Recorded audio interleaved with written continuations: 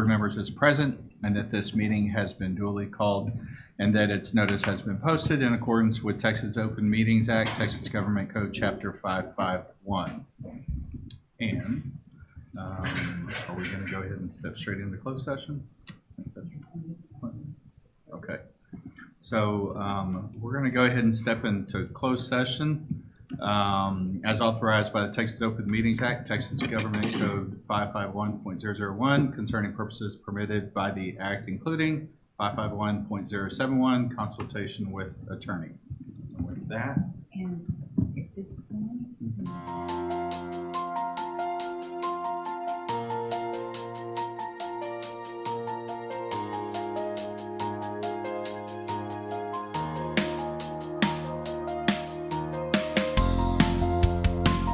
quick closed session.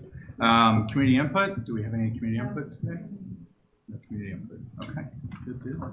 So first action item, consider approval of Human Resources Board report. Mr. Vice President, I move that the board approves the Human Resource Board report as presented. Thank you, Mr. Cunningham. Any discussion? No? All those in favor, please raise your right hand. Any opposed? No? Passes 5-1. Thank you, Mr. Cunningham. Next item on the agenda, approval of resolution regarding a state and local cybersecurity grant. yes, thank you. Mr. Justin Harden is here, and he will share background information and present resolutions regarding the state and local cybersecurity grant program to the board for consideration and approval. Thank you. Just real briefly, this is a grant that the federal government released back in 21. Of course, the bureaucracies of the government, it took time for it to get down to Texas. So now we're in 24 finally, and we're able to potentially utilize these funds. The reason we're here today as part of the application process is we have to get board approval to actually apply for the grant. We're looking at two key items. One is a cybersecurity penetration test. We're asking for about $75,000 for that. It's a thing called a security information event management system, which is going to cost about $400,000. These are systems that we don't have, or that we don't have that system today. Obviously, every cybersecurity assessment that we get, they always ask if we have one. And most districts, to be very transparent, do not, because they cost about $400,000 or more. So this would definitely put us in a very unique position if we were able to get this approved. So I'll open it up for any discussion, questions? No questions?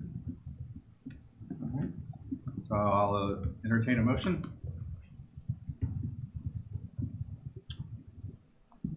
Mr. President, Yes, Mr. Cunningham. I move that the board approve the resolutions required to submit to the state and local cybersecurity grant program applications. Thank you, Mr. Cunningham. Any other discussion? No? All right. All those in favor, please raise your right hand. Any opposed? Motion passes. Thank you, Mr. Cunningham. All right. And the next item on the agenda, board budget goals. Okay, thank you. Each year, the board meets to develop the goals, assumptions, and priorities that will drive the upcoming budget process. Administration developed budget priorities from several sources within, and you were provided that information in the Friday packet. Ms. Benzai will provide trustees with a brief history of our budget, a current update, followed by a discussion of the goals and priorities for next year that will be presented for approval at the March board meeting. And I will turn that over to Ms. Benzai. Okay, good afternoon. So we are just 6 months away from entering into our new budget for the fiscal year 24-25.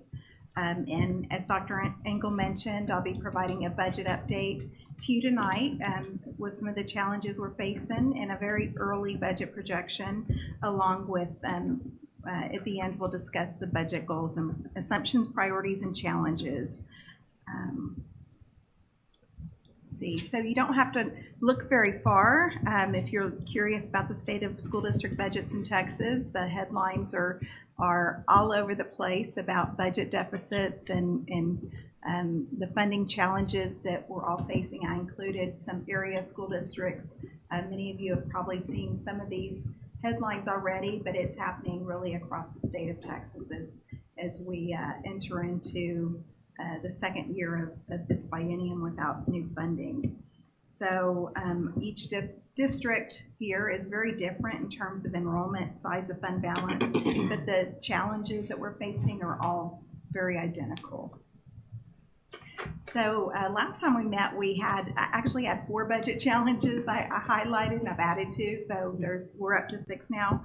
But the budget challenges, of course, are declining enrollment, our lack of legislative funding, and that's really the basic allotment has stayed the same, but the timeline makes budgeting very difficult for school districts because they will begin a special session next year, and we really won't know any new funding impacts until May, June of 2025, over a year from now.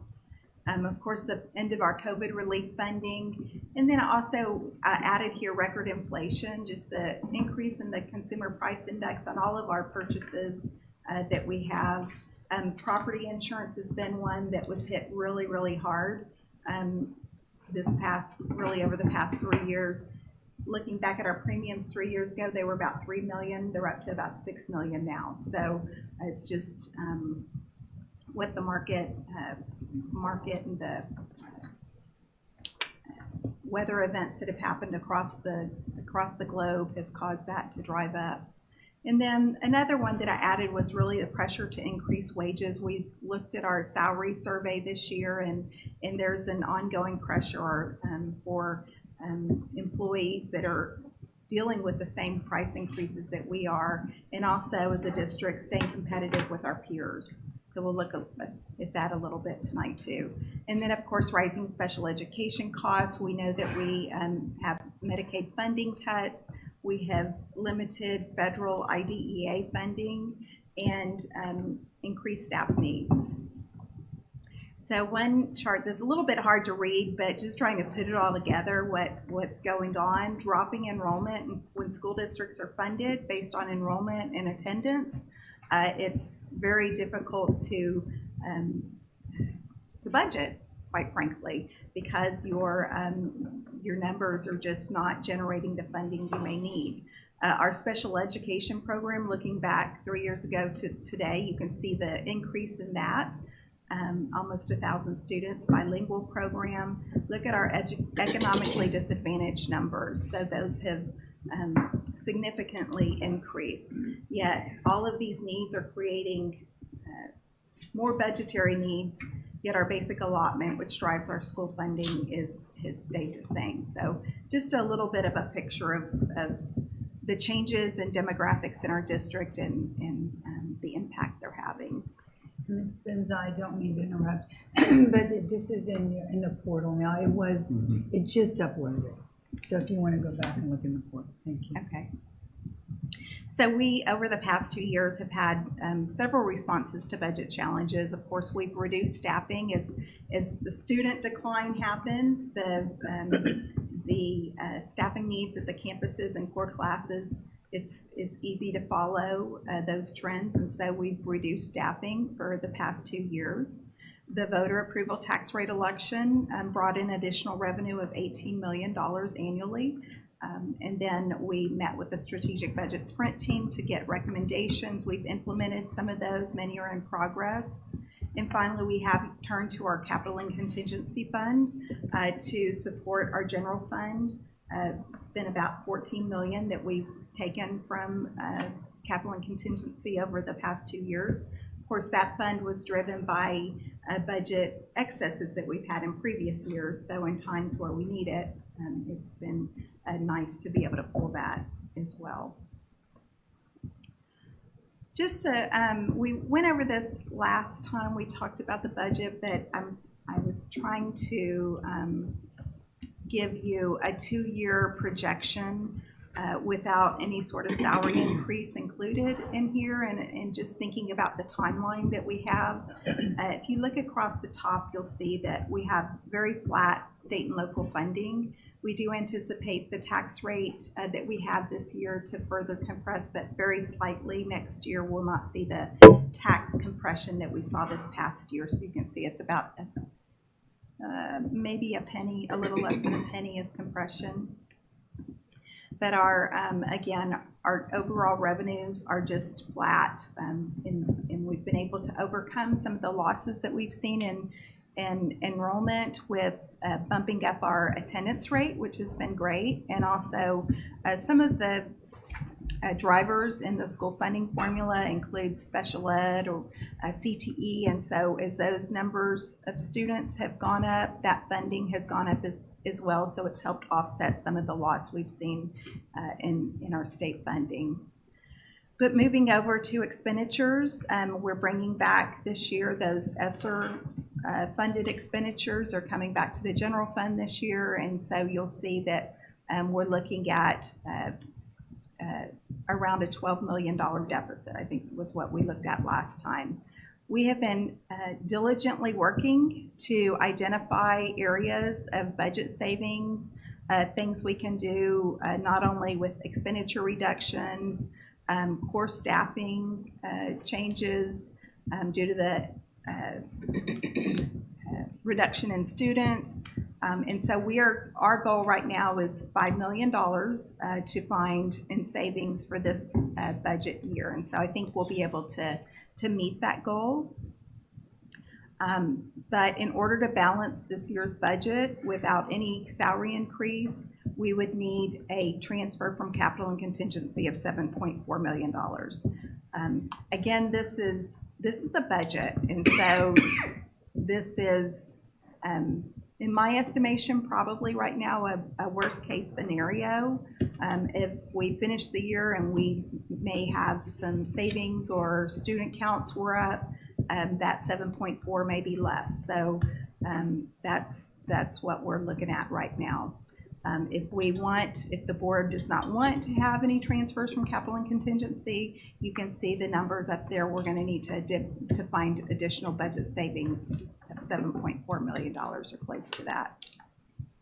So by transferring that in, our fund balance in general fund is just over our 2-month board policy. We should be at 16.7 minimum. We're at about 18.8. So we're about, I think that comes out to about $2 million to the good in general fund. And then I'm reflecting what our capital and contingency is at the very bottom, so you can see what kind of impact drawing down those funds would have over 2 years. Now, looking at fiscal year 2026, we know the state's going to come in and do something. We just don't know how much. We'll have an indication in January when I believe that's when they come out with their budget estimate, or so we'll have a good idea of how much money at least they have, but we don't know what kind of increases they're going to do. I think we'll see some basic allotment increases. We'll see some increases to various allotments. We'll see increased security funding and increased special ed funding. So I know those are kind of the key things that we heard about previously, and I think those will be continue to be on the radar for the state. So if we had no action by legislature, our enrollment has continued to drop in fiscal year 2026, and you can see that transfer from capital and contingency would really need to continue into the next year. So I want to talk about compensation a little bit, just so you can see what that will do. I summarized our Region 4 teacher salary survey that we do every year. We outline our salaries against 16 or 17 peers in the area, the large Region 4 districts, to see where we stand. And one thing that I wanted to point out about this past year is, this is really the first time in a long time that I've seen the impact at the 0 to 5 year levels of experience. We've always been much closer than that. But if you look at what happened this past summer, of those 17 peers that we've got, about 11 of them gave a 3% raise. About three of them gave a 2 to 2.5%. We did a 1% with 2% for auxiliary and paraprofessionals. Of course, some of our teachers that were at those certain levels did receive a higher increase in that. But we were in a situation, if you recall, where we were trying to pass the Vader, and we're very unsure of the passage of that. So we were in a unique situation last summer. But that did have an impact on our where we stand in the survey. And again, looking over at the compensation, so one thing we need to do if we give an increase or not is we need to continue to give the steps on our teacher salary schedule, just so we don't go backwards, lose any ground on that. But if we look at a 1%, a 2%, or 3%, you can see the cost of what that would do. So going back, if you look back at the previous screen and think about if you were to do a $9 million, which about 800 or $1 million of it is that step that's already built into this, adding $8 million to next year's budget would require a transfer from the capital and contingency of up to $15.4 million. That would be a recurring expense that you would have again the next year, so it would require another transfer again next year. But of course, we don't know what legislature is going to do. But in a world where there was no increases in funding, that would start reducing that capital and contingency quite a bit more, where we would get to a point where it'd be at about $10 million at the end of the second year of that base projection. So that is our compensation information. We also, Dr. Engel, did you want to go over the next steps of things that we're doing? Yes, thank you. So yeah, just looking at the things that we've been doing here recently, pursuing enrollment growth opportunities. Obviously, we have some limited open enrollment. We'll continue to look at that. The pre-kindergarten, we are getting a lot of interest in that, and we'll continue to pursue that. Reviewing efficiencies and programs in human capital. We are looking at everything, particularly going back to the budget sprint team and looking at everything that was added over the last 10 years.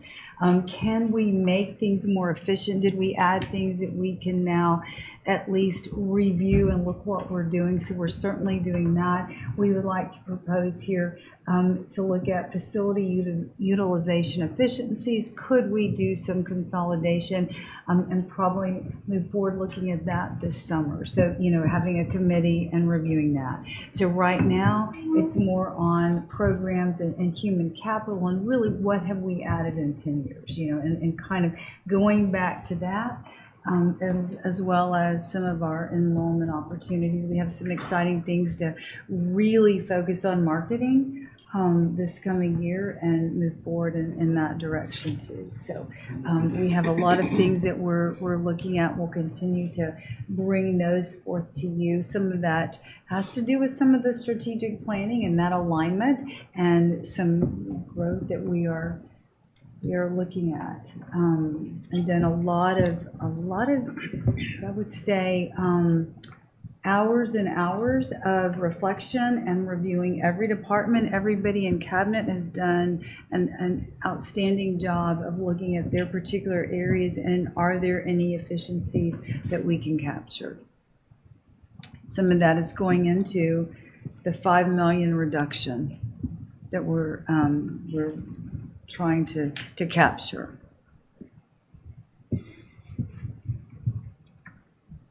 So before I move on, were there any questions or before we move on to the budget goals and assumptions? I have one question. Yes. On one of the first slides, you were talking about the the economic disadvantage, and it went up by like 3,000 students.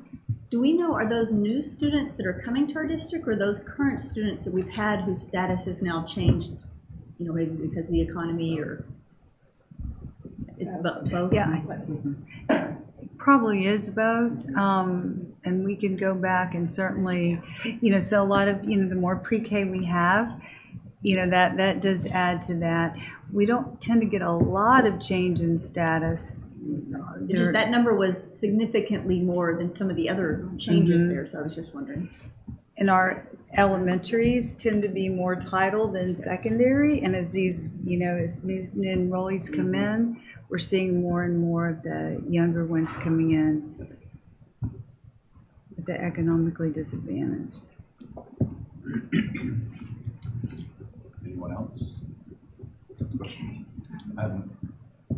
Yeah, I had a question. Can you talk a little bit more about what is included in that $5 million that we're kind of already assuming that we're going to be able to save? I mean, what is new there that we haven't done before? So we do have some projections on, we're going through our staffing meetings right now, so a big chunk of it is really, you know, rolling up our students and looking at our teacher counts. And we're just finishing up our elementary counts, and we'll recapture some units there. We're starting our secondary, so we know that that's a part of it. We also have some other overall departments that we're, you know, looking at staffing, and also tapping into other funds outside of the general fund to find where we could possibly utilize those funds to cover certain costs. For example, we might have, I don't know if this is one that we'll proceed with, but instructional materials allotment. Can we use that for funding certain things that we're paying for? We know we have software costs. We're moving back from ESSER, so we're sort of looking at reaching out to looking at all of our different funds and how can we use those. Another item that we are looking at is the interest that's earned in our capital and contingency fund has been just going back into that fund. And so one of the things we spoke about was moving that interest savings over each year to the general fund, which is where it originated. So that's about $1 million a year. So we're looking at really all sorts of options for that.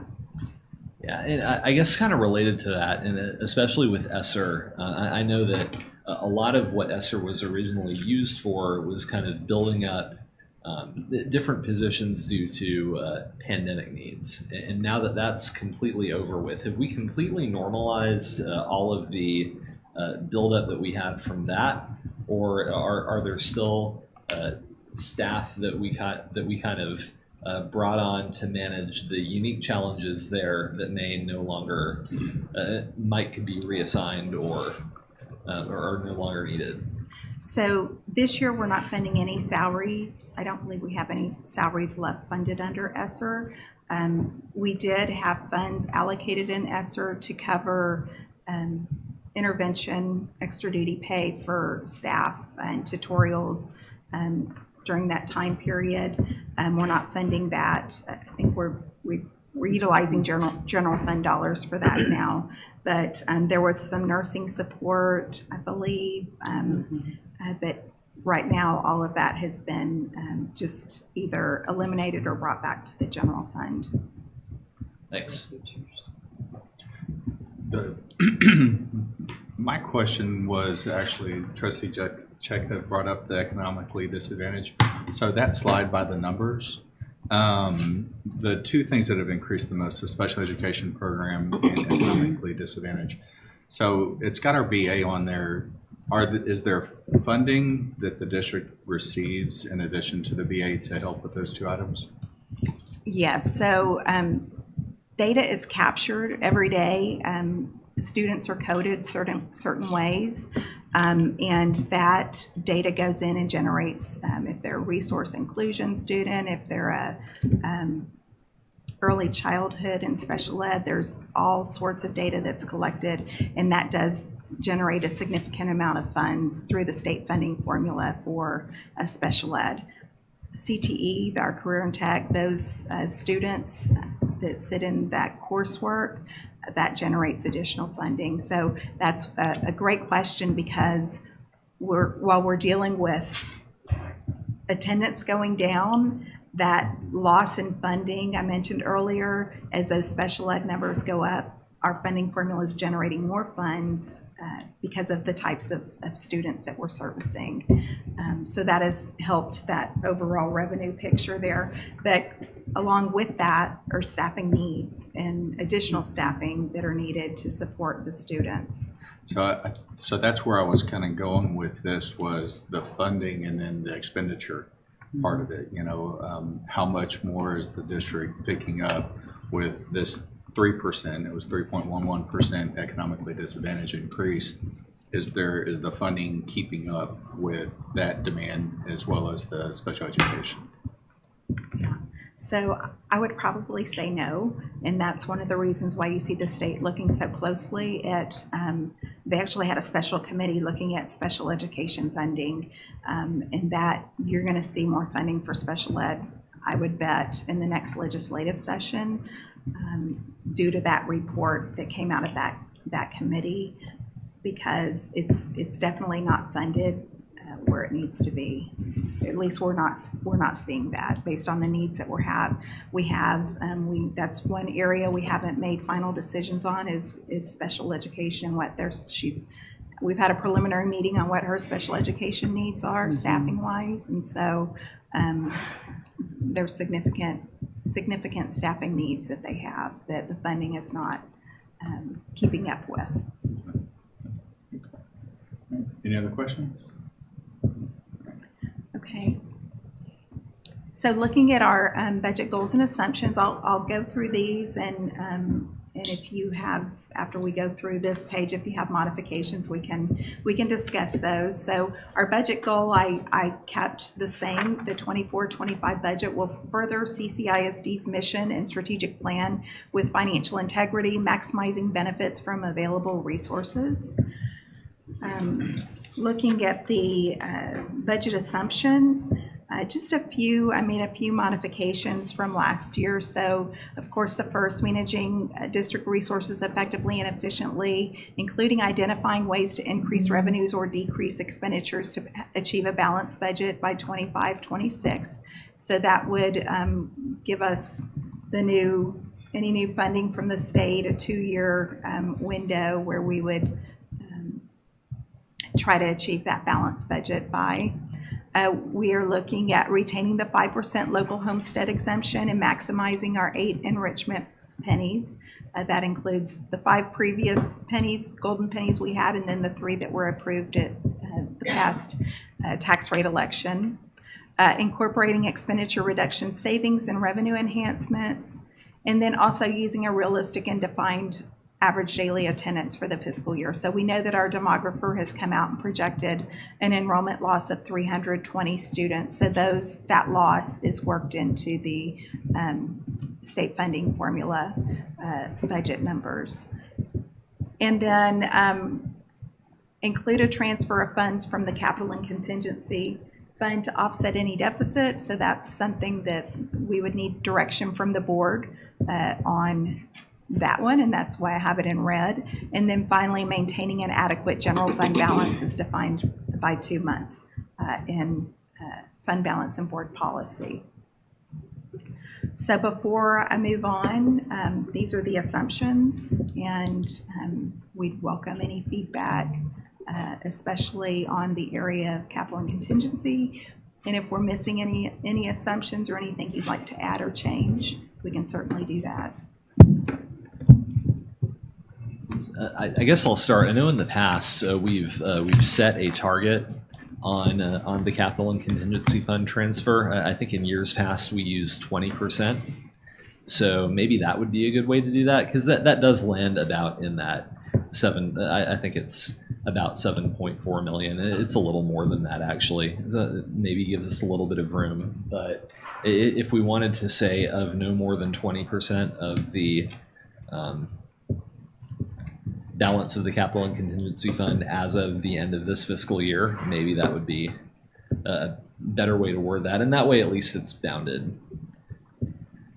Okay. What else? Just adding to that, we could project 7.4 million, but bounded by 20%. I think that would be a good approach. So, did you want to include that in the wording that, sorry, it's not up there, let me see. Okay, Let me see. so include a transfer of funds from capital and contingency fund to offset or any deficit with a limit of 20% of the balance at the end of the Right. No more than. I'll withdraw that then, because it is a goal, and if we wanted to document the 7.4 million, that would be an assumption. At the 20%, what number does that put us at? Like, does that give us any wiggle room for salaries? That's a great question, because right now, looking at the budget without any increases, that is a $7.4 million transfer. And so if we're limiting it to 8, there will be really no room for compensation increases this year.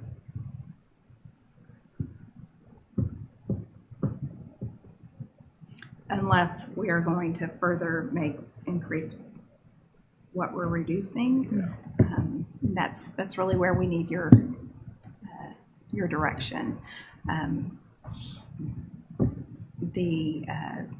I think the budget I'm showing you is up to $7 million. We still have a lot of things out there, though, that we have benefits renewals that are coming up, and we won't know that until May. So if our employees' premiums are increasing, that'll come in May. We also have property and casualty premiums increasing, possibly in May. So there's some unknowns there. And we're working as diligently as we can to make sure we've got the best data to try to pull that down. But if a 3% compensation increase is $9 million, you can see that. Does the $5 million that you guys were kind of saying we can cut back, does that include any of the positions, absorbing positions, or would that be separate from that $5 million? That includes any everything. positions we'd absorb. And actually doing a little recoding and bringing that interest back into the general fund, all of that's included in the 5%. I mean, the 5 million, I'm sorry, 5 million.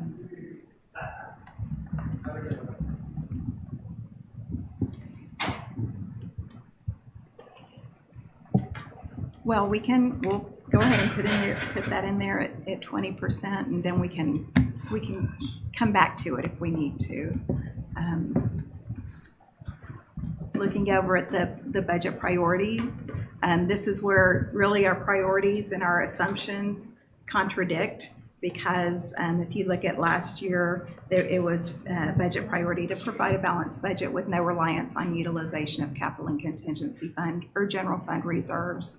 And so that's challenging this year with the situation with our current deficit we have with no compensation in it, and to try to produce a balanced budget. Will be very difficult this coming year. So I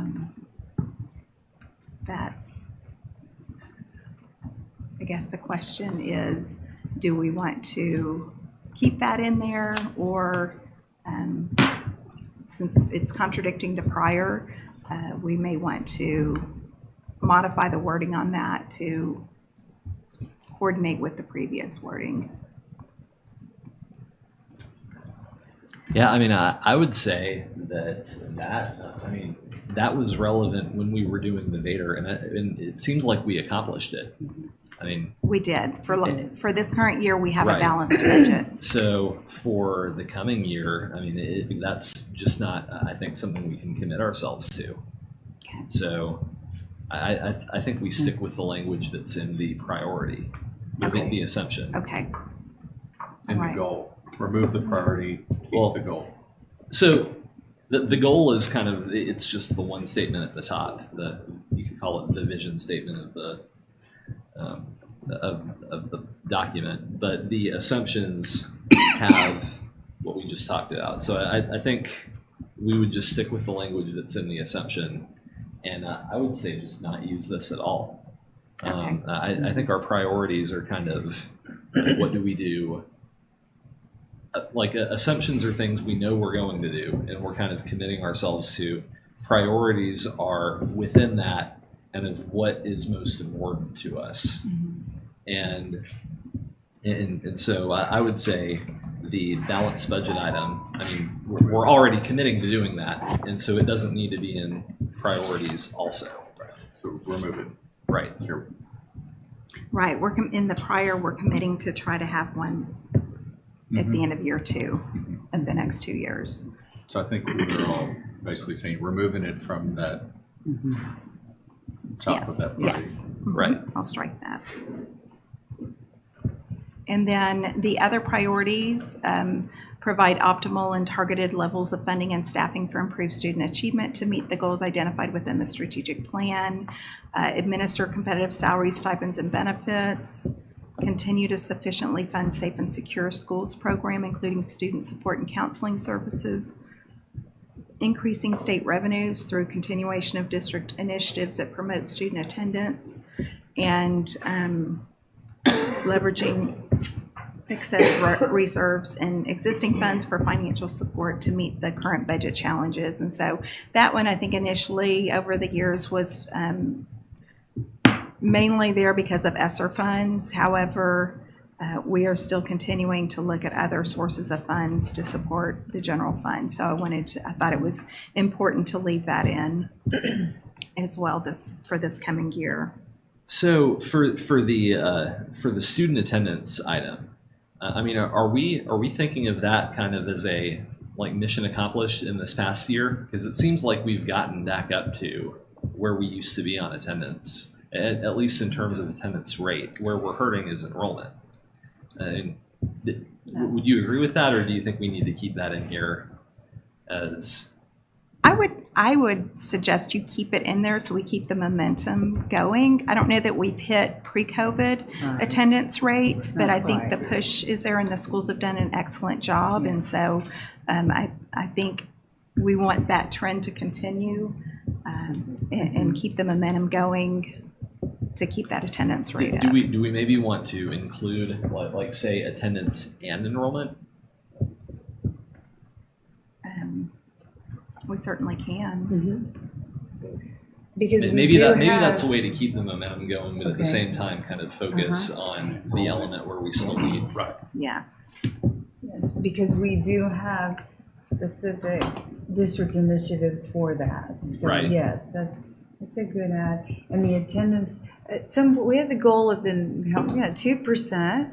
We're over 1% increase, which is really dramatic. When we talk to our peer districts, they're asking how we did that, and it's strictly the campus initiative and efforts to increase that attendance. But I think it's still good to probably keep that on the forefront.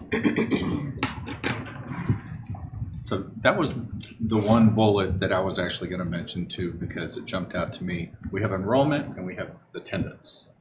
Do we need to, we talk about enrollment specifically because like this past year, we've opened enrollment or we're opening enrollment for pre-K and federal employees and over 65 families. So do we need to clarify the difference in enrollment and attendance? Do we need to include that in a priority statement? I can come up with one that's standalone for implementation of, including the implementation of the enrollment the initiatives that we have. The way I read like a district initiative on attendance is our goal was to go from 93.5% and we're at 95% of attendance, but enrollment is an initiative through a policy, Right. right? So, we make a priority or have an initiative on what we're doing in communications and on campus to try to increase attendance. But then we, as a board, make policy to help increase enrollment. Right. Kind of two different things. Yeah, exactly. I mean, it's not just policy; it's also marketing. I think. marketing. I mean, I don't think it's enough to just open the doors and say, "Come on in." I mean, we have to be deliberate about figuring out who it really appeals to and who would appreciate the opportunity to attend CCISC schools and target them, for lack of a better word. I mean, are we sending mail to retirees within the district, letting them know their grandkids can come here? Are we contacting first responders and people like that? I mean, So do we need to have a separate bullet saying, a priority is to increase enrollment? yeah, Because we didn't have it in there last year, yet we still passed a policy to increase enrollment. right. And maybe and the district's made it a priority to increase attendance, as we've done to almost 2%. so maybe the wording could be the priority is increase efforts to increase enrollment in expanded enrollment programs, or something like that. Like really focus not just on, well, we hope more people come, but like what are the active measures we're taking to get more people into the district? And I had increased efforts to increase enrollment through policy modifications and initiatives. We may not even have to be real specific. I was I gonna mean, say, the this goal year is, initiatives yes, kinda initiatives, encompass- because it could encompass many things. I mean, I know Right. we have some specific marketing ideas to move towards that. So it may just be, could draft something and then go back and look at it. We'll put this in Friday, as we continue to get that Yeah. drafted and make changes, we can do that. Yeah, because when we had those conversations about policy, it was kind of talking like a floodgate. Yeah. You do a little bit and then, but it was a priority to say, what can we do on our end to help increase enrollment? So I think trying to help identify the difference between those two.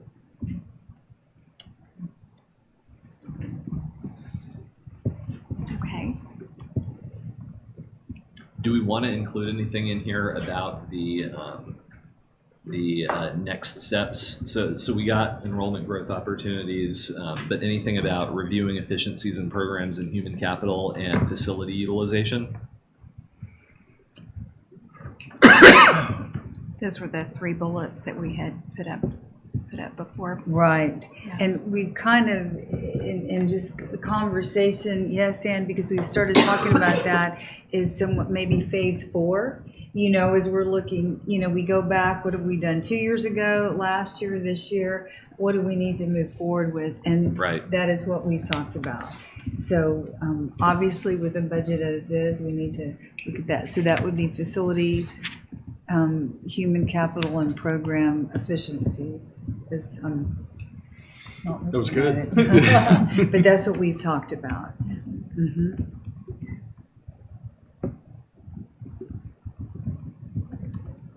Yeah, I mean, the hope would be that we don't just plan on running a deficit for years and hope the state bails us out. It would be we come out of the deficit at some point, and then like maybe it could be 25, 26, and then if there's additional funding from the state, we could actually replenish the capital and contingency fund a little bit and take some of that money and use it for the new programs we want to start, and or the programs that we want to expand according to our strategic plan. So, I mean, we don't just want to cut forever. I mean, we want to eliminate things we don't need so that we have the resources to invest where we do want to grow. But you can't do one without the other. And we've talked to strategic abandonment, what do we need to look at? And we've kind of gone back, like I said, that 10-year period, And what have we added? Is there something that we can streamline? Are we more efficient now than we were? So we're looking very carefully at that right now, but then having that plan moving forward and letting the board see in the fall, you know, as we go through. Actually, we spent about 8 hours on Friday, 7 hours really trying to look at that long-range time frame. It's not developed yet, but absolutely going ahead and creating that so that we have a good long-range plan for this. And those pieces that we mentioned would be included. So the efficiencies within the district, I mean, that's basically what we're getting. Yes. And I like the idea of coming out of it better than when we went in. Right. And then you're able to go back and replenish. And I think that's so important for the community too, because I don't want them to see us just cutting, because that's going to send the message that we're declining. And really, I think we want to kind of always be talking about what we're reinvesting in or planning to reinvest in, so that it's not just like the negative, but they see the positive in the future that we actually can invest in, and maybe that's more meaningful than what we let go of. So, well, and as those reviews are taking place and everything, then we're accomplishing that priority of becoming more efficient. Yep.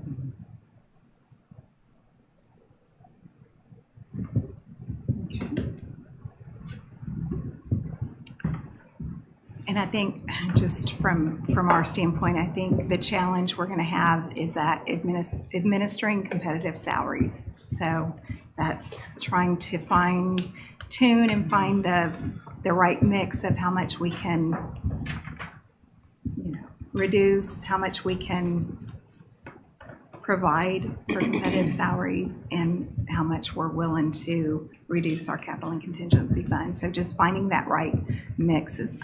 So that's kind of something I wonder about too, is where are these other districts finding the money to do all of these salary increases? So when I was looking earlier at the school districts last year that gave salary increases, we had, let's see, I had taken some notes. 10 of the, we talked about the 10 districts that provided 3% and another 3 that did 2.5 to 2.5%. 11 of those school districts out of the 16 districts adopted deficit budgets last year. So if you look, you know, they're all different in where they stand with their fund balance. Some are very close. You look at Spring Branch and the things they're doing. They adopted, I think, a $30 million budget deficit last year. So they're, you know, so did Spring Branch do a salary increase at the same time? No, they were doing? Okay. They did not do one this year. They just did the step that I've shown you all. Yeah, because as rough as our budget looks, it's nothing compared to Spring Branch.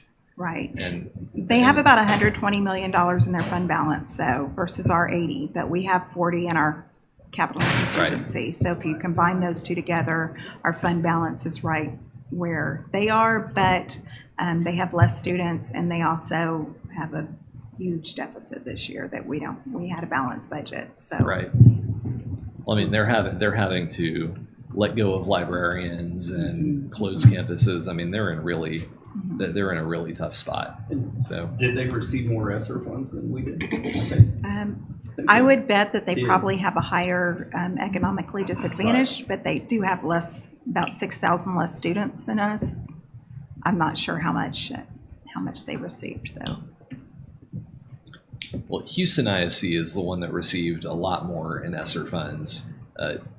Any way you slice it, per student, per whatever, than anyone in the surrounding area. I mean, we got 36 million and they got 1.2 billion. So, and they only have about five times as many students as we do. But they have that funding determination is based on same way our title funds were determined. Right. And so when their numbers or their percentages are higher, they're going to get significantly more. You can look at Pasadena ISD. They received significantly more than we did, but it's all based on how those funds were determined based on the student right. It feels like we kind of always get caught in the middle. Because we have enough economically disadvantaged that we have real profound challenges that we have to deal with as a district, but we don't have enough that all of these funding sources and extra funds at the state and federal level that are directed toward districts that have essentially poverty come to us. So we're just kind of stuck. We're not disadvantaged enough that we have those opportunities, but we do have real challenges, and it's unfortunate that our policymakers don't necessarily recognize that. Well, and for you, you brought up that bullet specifically. It says administer competitive salaries, stipends, benefits for all employees. It's a priority, I believe, to all of us that it's a priority. I mean, just enough said, right? Looking at the slide you showed with all the deficits, all the boards that passed deficits, Austin ISD 52 million, Cypher ISD 73 million. I know we spoke with one of the board members recently at a TASB event, I think from Cypher. They're still using some ESSER funds that they had, but running these huge deficits. So, we're not there, but it's going to continue being a priority for us to have that competitive salary. On the Citizen Finance Advisory Committee, I believe those bullets are also their priorities, and that's coming from the citizens.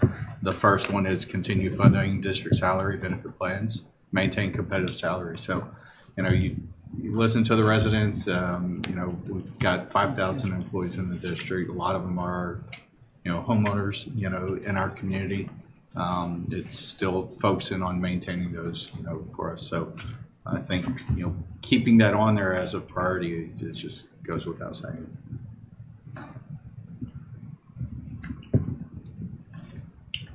Dr. Engel, is there any way in our Friday packet we could get the breakdown of that information in regards to our member districts, how much they gave, and then I have that ready to go. Okay. Yes. I can send it out Yeah. ready.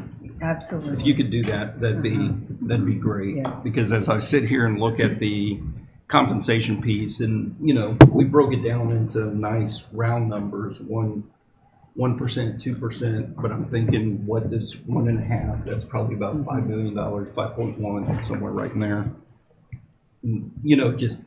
Just kind of calculating in my mind what that would look like, because I think that would be slightly less than 25% compared to 20%, pulling from, and then maybe we can have a conversation of if we can stomach that, so to speak. So. Yes. Yeah, and some information, and maybe you can answer some of it now, but I'd like to see it kind of on paper. I mean, the biggest thing you notice when you look at 23 versus 24, and our projections going forward, is we have 25 million in increased payroll costs, and that's not even including any paying. Well, we have the 1% pay increase built into that, but I would just be kind of interested to know.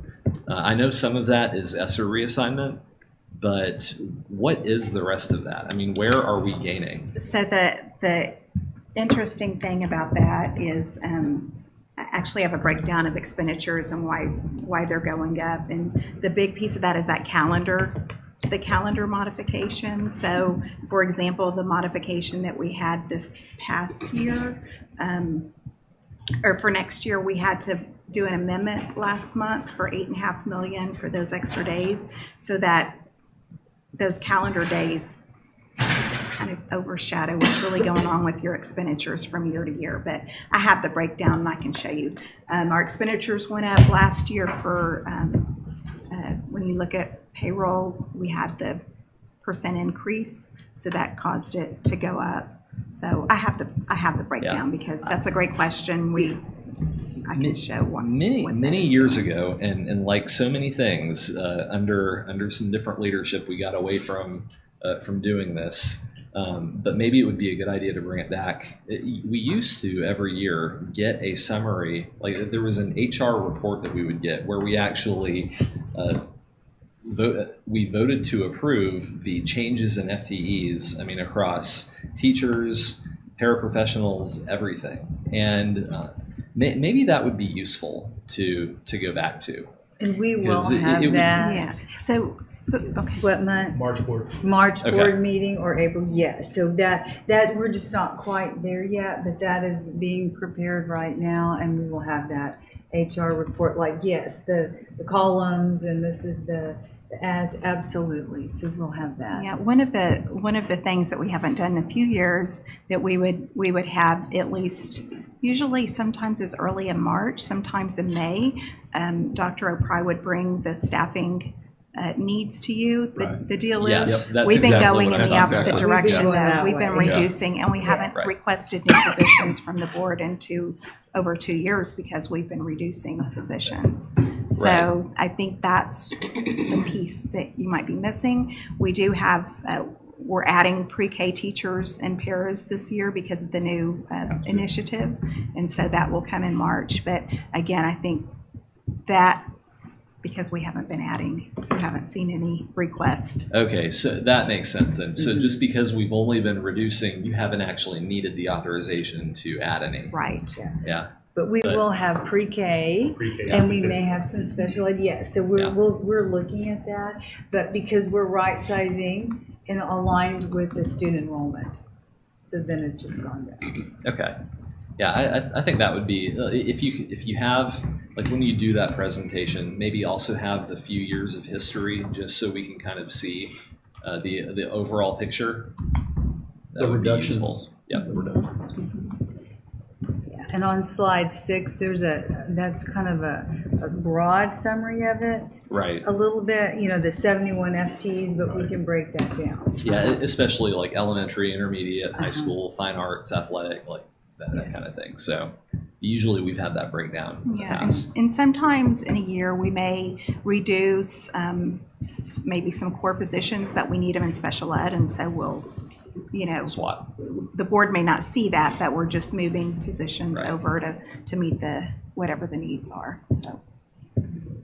I think I had one more piece on the slide, is just budget challenges. We called these budget risk last year, but we renamed them to budget challenges.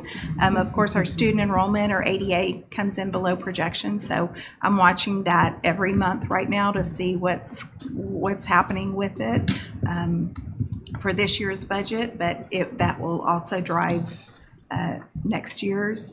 That inflationary impact of fuel, property and casualty, and other commodities. The fuel, most of that has stabilized right now, but the property and casualty insurance I'm concerned about. So we're in the middle of an RFP right now for that. That again renews May 1st. Of course, just overall inadequate funding to meet the needs of our students, inability to recruit and retain quality staff is an ongoing challenge, and then potential risk of sustainability of current programs in future budget years, and finally spending that's required by any unfunded state and federal mandates. It's not that used to be on top of the list. We moved it actually down to the bottom because it's not as big of a risk right now as it may have been in the past. Are there any modifications to this that you think we may need? Anyone? I'll just make a comment about the unfunded mandates. I know last Monday we were talking about next year and kind of having our bullets that we start kind of keeping a list of to talk to the consortium about. When I've been in Austin in the past and I talk to legislators or their staff about unfunded mandates, a lot of them don't even realize how much it's really affecting us. Do you think maybe we can, as we're kind of looking forward, and maybe help us, is there a way for you to compile a list of some of the costs that the district, the mandate and then the costs on the district, and then as we're looking at those priorities, we can kind of start looking at it, dive deeper into it, and kind of give us a pathway of a discussion with the legislators. Like what, I mean, it adds up, like I'm what sure. full day pre-K looks like Right. compared to The funding that we're the paying funding for. that they. Yeah, that was give one in for the it. past, for sure, absolutely. Yeah. But that way, I mean, we can, we're a year out, but it'll be here before you know it. Sure. I think I've seen one of those lists in the past, so I'm gonna try to dig it up, but certainly there's been a lot to add to it. Yeah. Yeah, and the problem with, because that's something I've asked for in the past also, and the problem is that like organizations like TASB, I mean, they'll put together lists, but they'll put things on there that are just things schools should be doing, right? Like teaching math and interventions and things like that. So really, I think what we want to focus on are what are things that we would not be doing, except for the fact that the state is making us do it. So it's a waste of time for us and a waste of money for us because we wouldn't be doing it if they weren't making us do it and they're not giving us the money to do it. So I think those are the things that we can make pretty powerful arguments about to the legislators because they may not realize that. And sometimes they'll hear from TASB lobbyists and they'll just say, well, I mean, it's your job to teach kids how to read. So that's not an unfunded mandate. That's just you doing your job with the money we're giving you. Yeah. So I think really making sure it targets the things that we see as expensive and unnecessary. And honestly, a big part of that also that we should incorporate is testing. And how much we're having to spend on STAR implementation, STAR analysis, preparation. I mean, I think all of that is something we would not be doing if it weren't for the state's requirement to do it. And it's a big part of it. I know there's a lot of will at the state level to roll back how much STAR testing they're making everyone do. And so putting a price tag on that, I think would be very powerful. Okay. So that may be separate than the mandate one, but looking specifically at those, but that definitely would help too on how much we're actually spending on resources to go back and look at everything that came out of House Bill 3, for example. I mean, just everything that they've said, hey, you have to do this, but we're not going to give you extra money to do it. So that way we can start talking to our community and business leaders about the priorities this coming year, next year. So, any other questions, comments? Thank you very much for this. Ms. Benzai, always a treat to hear it, and I know we're going to continue on with this at our board meeting, right? Have deeper discussions Yes. about So I'll finalizing modify the priorities. these and send it out in the Friday packet for your review. Okay. So we'll have that reviewed, and then also I do want to just follow up with a question that was asked earlier, regarding the number of ecodis and the increase. And like I said, we don't tend to change their coding as much, through year to year. But Dustin did some research while we were talking, and almost 8,000, 8,000 round, were not enrolled in 1920, but are today and are economically disadvantaged. So 8,000 new enrollees. Now, not all of them, some of those are just coming in, K through 12. Your elementaries definitely have a higher percentage than your high schools, but that's for many different reasons. But 8,000 new students, which goes back to some of that funding piece too, going back to when the ESSER funds were distributed, we had 8,000 fewer economically disadvantaged students too. So anyway, maybe would you mind kind of giving, he's got some more numbers and very interesting, so he'll provide those too in the Friday packet. So thank you for that question, and we'll get a little more detail on that Friday. Good question. Thank you, Dr. Hunt. Thank you, Dustin. Appreciate it very much. All right, with that, we don't have any more business. We can adjourn this meeting at 5:36. Thank you all very much.